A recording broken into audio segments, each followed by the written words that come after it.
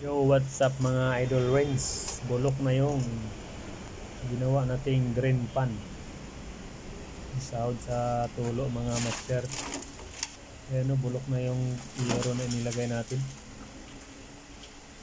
Kaya dapat nang palitan. Ano na rin to mga karings? 5 years na ago.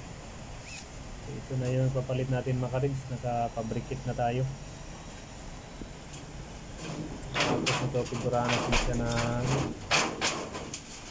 ganito na makarinto na yan, Lutz. Figurahan na natin siya ng primer. Yung pamalit natin dun sa ginawa natin kulay-pula na red-lead. Figurahan ko muna ng primer na red-lead. Ano mga karins ba?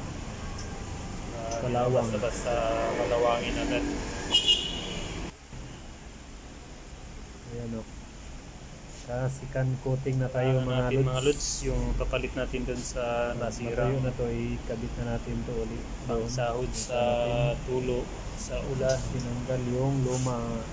Ito na yun idol, yung pinapabrikit ko na yero. Pamalit natin dyan sa nabulok. Yung ginawa ko pang sahod.